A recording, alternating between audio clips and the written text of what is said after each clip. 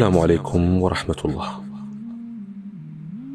አንዲት ሕይወቷ በሐዘንና በጭንቀት የተሞላ ልጅ አባቷ ዘንድ በመሄድ ችግሯን ትገልጻለች።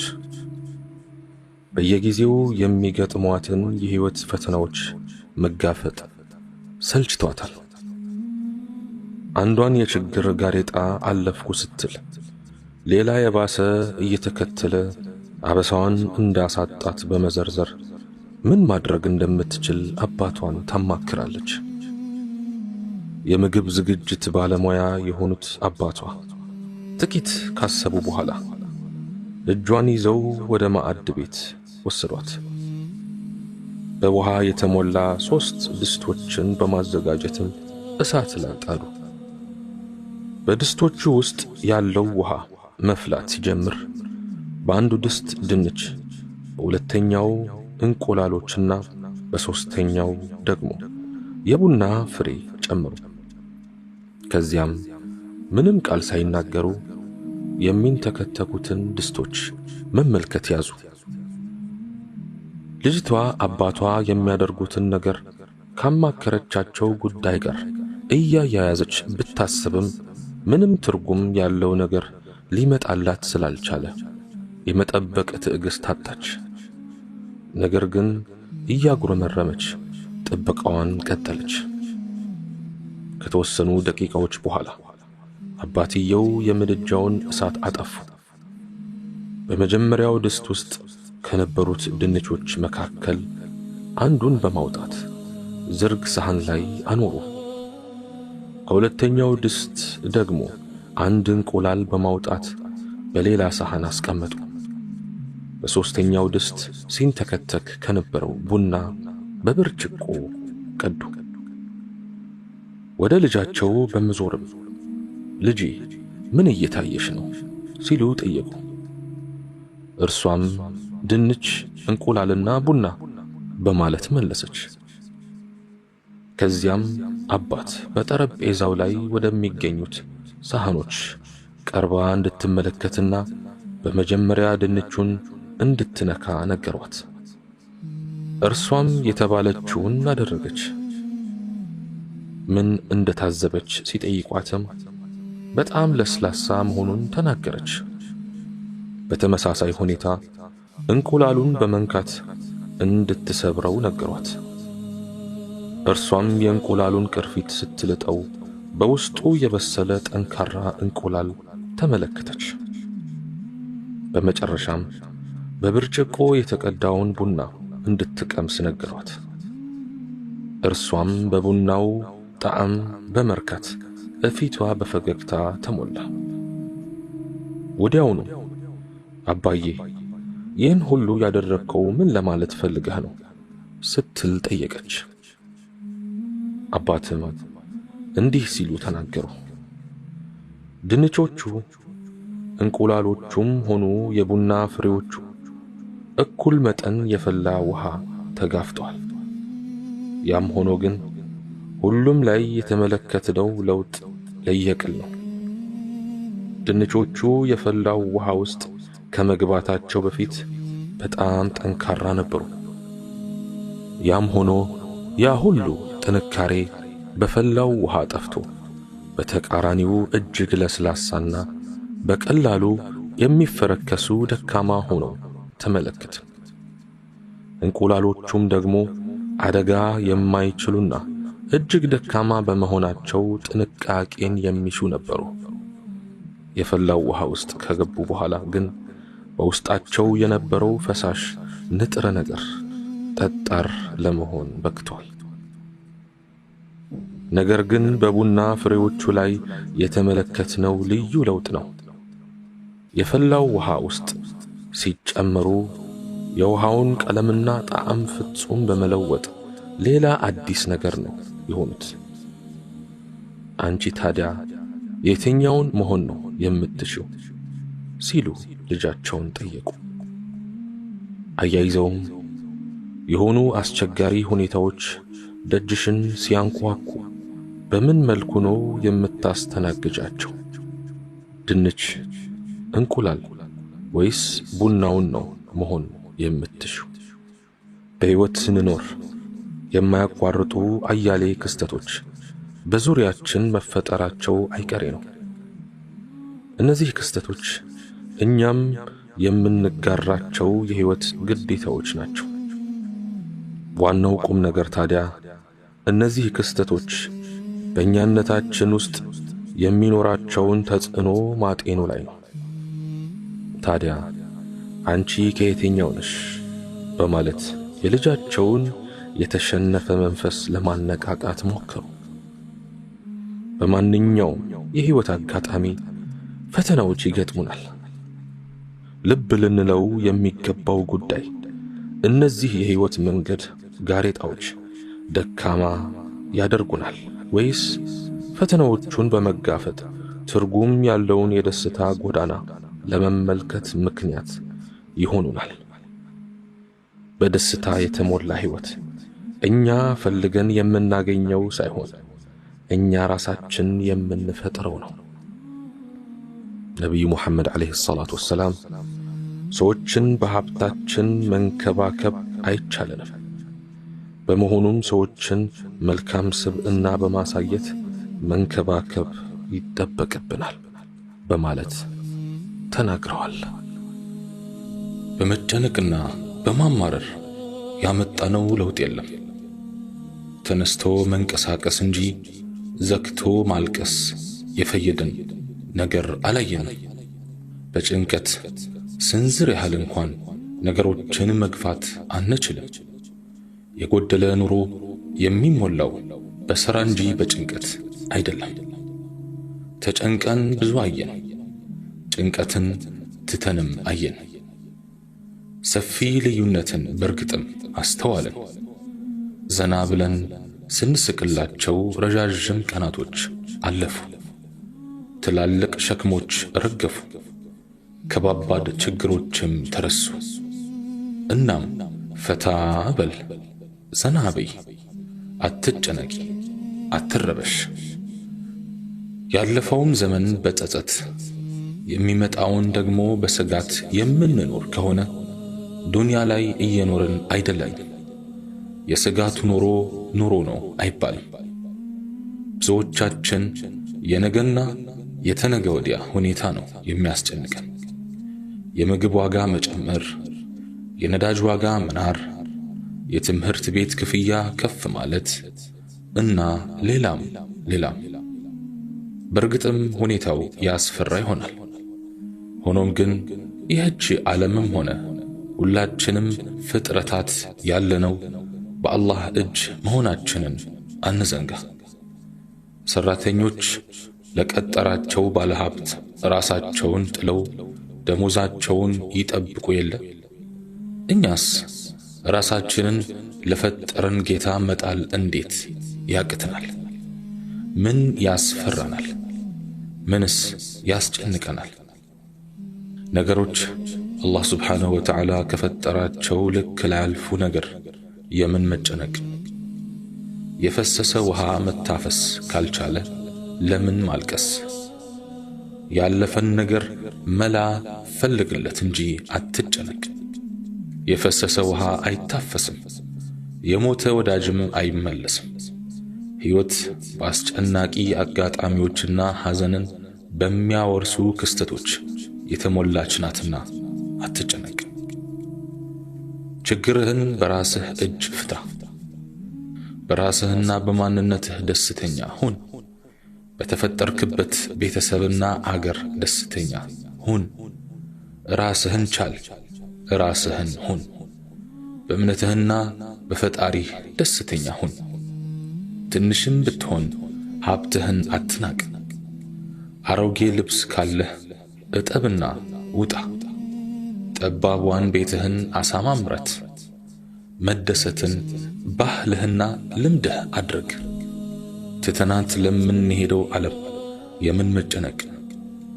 ደስታ ከመጋዘን የሚያወጡት አሊያም ከሩቅ የሚያመጡት የቅንጦት ዕቃ አይደለም። በሁላችንም በእጅ ላይ ያለ ነገር ነው። መኖሪያው ቀልብ ውስጥ ነው። እናም ቀልባችሁን ፈትሹ፣ አትጨነቁ። የደስታ መንገዶችን አነፍንፍ። ቀልብህ ጥሩ ሲያስብና ጥሩ ሲጠረጥር ደስተኛ ትሆናለህ። ሰው ስትረዳና ለሰው ስትኖር ደስተኛ ትሆናለህ። መልካም ስትሰራና በጎ ስታደርግ ደስተኛ ትሆናለህ። ደክመህና ለፍተህ ስታገኝ ደስተኛ ትሆናለህ። ወላጆችህን ስትረዳ፣ ልጆችህን በስርዓት ስታሳድግ ደስተኛ ትሆናለህ። ልባዊ የሆነ ዱዓና ዒባዳ ስታደርግ ደስተኛ ትሆናለህ። ደስታችሁን ለማምጣት በበጎ ነገሮች ሁሉ ታገዙ። በጎ ነገርም አብዝታችሁ ስሩ። አብሽሩ።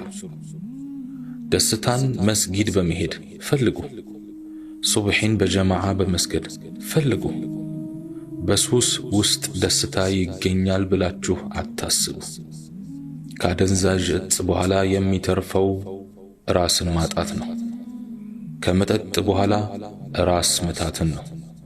ከቅናት፣ ከጥላቻ፣ ከምቀኝነት በመራቅ ደስታን ፈልጉ። ለስሜታችሁ ባለመታዘዝ፣ ለጊዜያዊ ጥቅም ባለማደር፣ ከኃጢአት በመራቅ፣ ከዓሊሞች ጋር በመቀማመጥ፣ ዝምድናን በመቀጠል፣ ለድሃ በመራራት፣ ለምስኪን በማዘን፣ ምላስን በዚክር በማርጠብ፣ አላህን ስብሓንሁ ወተዓላ በሁሉም ሁኔታ በማመስገን ውስጥ ደስታን ፈልጉ። ሁሉንም ሰው እንደምታውቅ ሆነህ ፈገግ ብለህ ሰላም በል። ምን አግኝቶ ነው ብለው ሰዎች ይገረሙ። በጠዋት ስትነሳ እየሳቅ ተነሳ። ደስ እያለህ ልበስ። በርግጥም ቀኑ ደስ የሚል ይሆናል ኢንሻአላህ። ደስተኛ ከሆንክ አላህ አመሰገነኝ ይልሃል። ሰውም ድህነትህን ይረሳል። የጥርስህ ሸራፋነትና የልብስ አሮጌ መሆን ማን ልብ ይላል? ያዘን ቀን ግን ያስተውሉሃል። ለካ ሸራፋ ነው እንዴ ይሉሃል። አጂብ! የሁላችንም ነፍሶች ዓለማትን ሁሉ በያዘው ጌታ እጅ ናት።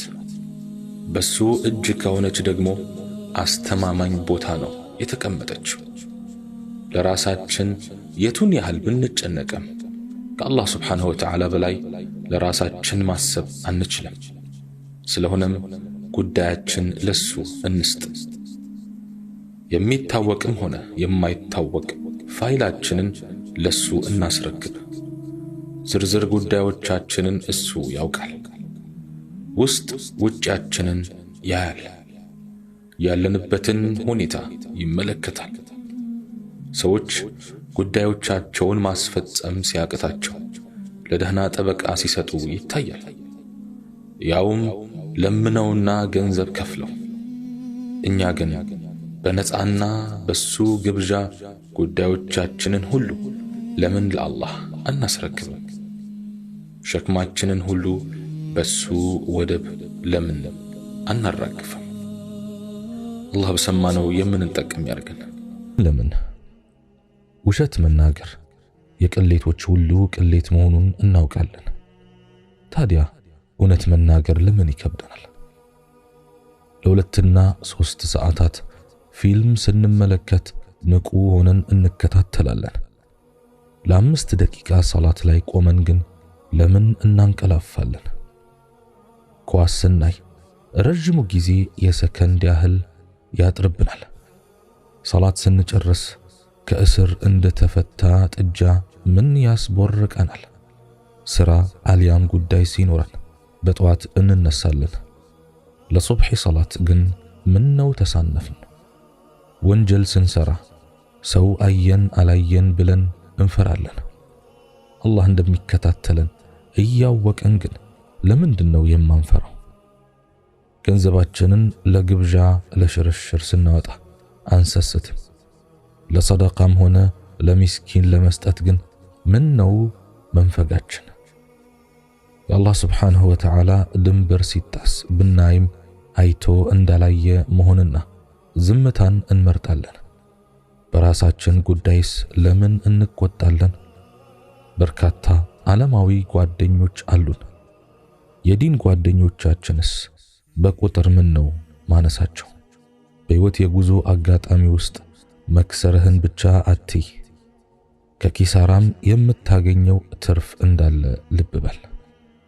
ወዳጆቼ ኢማናችን ደክሟል፣ አንዳንዱም ዘንድ እስከናካቴው ጠፍቷል። ኢማናችንን ልናድሰው ልንመልሰው ይገባል። በዲናችን ጥንካሬ፣ በዒባዳችን ቆራጥነት ሊኖረን ይገባል። በዲኑ በር ላይ ቆምን እንጂ ወደ ውስጡ አልገባንም። ኢማንን አሸተትነው እንጂ ከውስጣችን ገብቶ አላጣጣምንም። ቁርአንን አነበብነው እንጂ ትርጉሙን አላወቅንም። ብናውቅም በጥልቀት አላስተነተንም። ለሃይማኖቱ አስተማሪና መካሪ ጆሮአችንን አስመታን እንጂ ልብ አልሰጠንም። የእስልምናን ውበት አደነቅን እንጂ አልተገበርንም።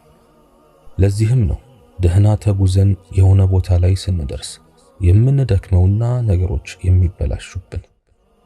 ስራዎች የሚለኩት በአጨራረስ ብቃት መሆኑን መዘንጋታችን ሌላው ችግራችን ነው። ነገሮችን ለከርሞ ብሎ ማዘግየት ተጨማሪ ክፍተታችን ነው። በዕድሜ ገፍተን ሳለ ሁሌም ገና ወጣት እንደሆነንና ወደፊትም ሰፊ ጊዜ እንዳለን እናስባለን። ወጣቱ ከጋብቻ በኋላ፣ ኮረዳዋ ቤት ከያዘች፣ ነጋዴው ሀብታም ከሆነ፣ ተማሪው ትምህርቱን ከጨረሰ፣ ተመራቂው ስራ ከያዘ፣ ስራ የያዘው ቤት ከሰራ፣ ስደተኛው አገር ከገባ በኋላ በሙሉ ልቡ ወደ ዲኑ እንደሚዞርና እንደሚጸና፣ ለሙስሊሙና ለኢስላም እንደሚተጋ፣ ለመንፈሳዊ ህይወቱም እንደሚሰራ ቃል ይገባል። ለዚህም ይቀጥራል፣ ይምላል። አምላክ አላህ ሱብሓነሁ ወተዓላ ግን የባሮቹን ሐሳብና ፍላጎት ይሞላል። ለሁሉም እንደየሐሳቡና ምኞቱ በሰጠ ጊዜ ሰው ምን ጊዜም ሰው ነውና ቃሉን ያጥፋል፣ የተናገረውንም ይረሳል። በዚህም አጀንዳውና ሐሳቡ ሌላ ይሆናል። ወጣቱና ኮረዳዋ ስለ ትዳር፣ ያገቡት የቤትና የልጅ ጉዳይ፣ ትምህርት የጨረሰው የሥራ ጉዳይ፣ ሥራ የያዘው የእድገት ጉዳይ፣ ሀገር የገባው የማረፊያ ነገር ሐሳቡ ይሆናል። አላህ ሱብሓነሁ ወተዓላ እንዲህ ይላል፣ ወአውፉ ቢልዓህድ ኢነል ዓህደ ካነ መስኡላ። በኪዳናችሁም ሙሉ፣ ኪዳን የሚጠየቁበት ነውና። ሱረቱል ኢስራ አንቀጽ 34። ወዳጆቼ ሕይወት ውሳኔ ናትና የሰው ልጅ መወሰን ካልቻለ መቼም ቢሆን ሰው አይሆንም። ውሳኔውም ዛሬ እንጂ ነገ መሆን የለበትም። የሰው ልጅ ምክንያት መደርደር ልማድና ባህሪው ነው። እንዲህ እንዲያ እያለም አንድም ቀን በሁለት እግሩ ሳይቆም፣ በሸሪዓው ሳያድር፣ በዲኑ ሳይረጋ አጅሬው ሞት ከተፍ ይልና የዱንያ ላይ ቆይታው ያበቃል። ያኔ ታዲያ ረጅም ቁጭት አይፈይድም፣ መጸጸቱም ዋጋ የለውም። በመሆኑም አሁን መስራት ነው መላው። የሰውን ልጅ ፈጥኖ ቃል በመግባቱ ማንም የሚስተካከለው የለም። በመሙላቱ ላይ ግን ሲበዛ ስስታም ነው። እስቲቃማ ወይም በዲን መጽናት ማለት ካመኑ በኋላ አለመጠራጠር፣ ከያዙ በኋላ አለመልቀቅ፣ ሳይዘናጉ መበርታት፣ ሳይንሸራተቱ መርጋት፣ ወደ ኋላ ሳይመለከቱ መጓዝ፣ አላህን ሱብሓነሁ ወተዓላ እስከሚገናኙበት ቀን ድረስም ከአምልኮው አለመታከትና አለመስነፍ ነው። እስቲቃማ ያለው ሰው ሁሌም በጌታው ፍላጎትና ፈቃድ ይጸናል። ችግር አይፈታውም፣ መከራ አይረታውም፣ ሐሴት አያሸንፈውም።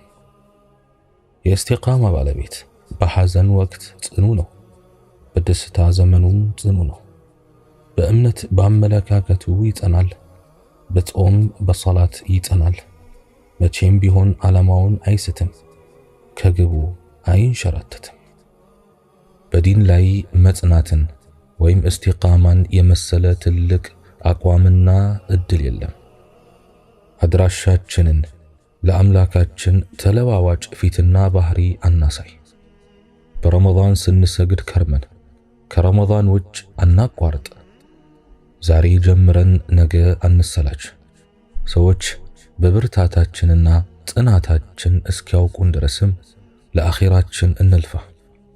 መልካም ነገር ብናቋርጥ እንኳን አስታውሰን ተመልሰን ወደ መስመሩ እንምጣ።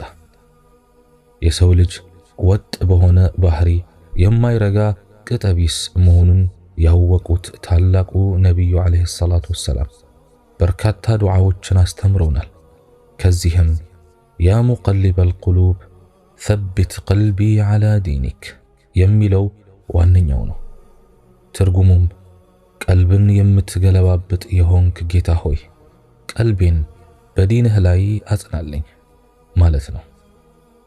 በጽናት አቻ የማይገኝላቸው ታላቁ ነቢይ ሙሐመድ ዓለይሂ ሰላቱ ወሰላም ይህንን ዱዓ በተደጋጋሚ ያደርጉ ነበር። የእስቲቃማ ችግር ያለብን እኛ ግን እጅጉን ተዘናግተናል። ይህን ዱዓ ዘውትር ማድረግ ለተቁነጥናጭ ልብ ሁሉ መድኃኒት ነው፣ ላልሰከነች ነፍስም እርጋታ። በእርግጥ መንገዶች ብዙ ናቸው። ትክክለኛውና ብቸኛው ግን አንድ ሲሆን እሱም የአላህ ስብሓንሁ ወተዓላና የረሱል ዓለይሂ ሰላቱ ወሰላም መንገድ ነው። የአላህ ስብሓንሁ ወተዓላና የረሱል ዓለይሂ ሰላቱ ወሰላም ያልሆነ መንገድ ሁሉ ቀና ቢመስልም ጠማማ ነው። ብርሃን አይምሰለን፣ ጨለማ ነው። መሪዎቹና አጃቢዎቹም ሸይጣን፣ እኩይ ስሜት፣ ደመነፍስና ክፉ ሰዎች ናቸው። ተከታዮቹም ጃሂሎች። እናም ዋስትና በሌለውና ማስረጃውም ሐሰት በሆነ መንገድ አንራመድ፣ መጨረሻው ገደል ነውና። በየዕለቱ ውሎአችንን እንገምግም። ለአላህ ስብሓንሁ ወተዓላ ብቻ እንጂ ይህ ለስሜታችን ይህ ለሸይጣን ብለን የምንከፋፍለው ቀን አይኑረን። እግራችን ከአላህ ስብሓንሁ ወተዓላና ከረሱሉ ዓለይሂ ሰላቱ ወሰላም መንገድ እንዳይንሸራተት ነቃ እንበል። የራቅን እንደሆነ እንመለስ፣ የተጠጋን ከሆነ ደግሞ ይበልጥ እንቅረብ። ትንሽ ትልቁን፣ ብዙ ጥቂቱን፣ ቀልድ ቁም ነገሩን የሚጽፉ ከመጻፍም የማይደክሙና የማይሰለቹ ጸሐፊ መላእክቶች አሉብን። ካጠፋን ቶሎ እንተውበት። ክፋት በመልካምነት እናስተካክል። ትክክለኛ እስቲቃማ ይኑረን። ወረት የሚባለው ባህሪ እናስወግድ። ዒባዳችን የመጣል የማንሳት የፋሽን አይነት እንዳይሆን። ደግሞም ወንድሜ አደራህን፣ እህቴ አደራሽን እንደ እገሌ እንዳትሆኑ። የሌይል ወይም የሌሊት ሰላት ይሰግድ ነበር፣ ተወው። ሰኞና ሐሙስ ይጾም ነበር፣ አቋረጠ። ይህ ነቢያችን ዓለይሂ ሰላቱ ወሰላም ለአንድ ሰሓባቸው የመከሩት ነው። ወዳጄ ሆይ እስቲቃማ ይኑረህ። እድልህ አልለየምና እጣ ፈንታህን አላወቅክምና መቼም ቢሆን አትድከም። አልቻልኩም አልሆነልኝም አትበል። አትዘናጋ፣ አትስነፍ። ለአላህ ስብሓንሁ ወተዓላ ያለህ ፍራቻም ተከታይነት ይኑረው። ጌታህን በማምለክና በመታዘዙ በርታ።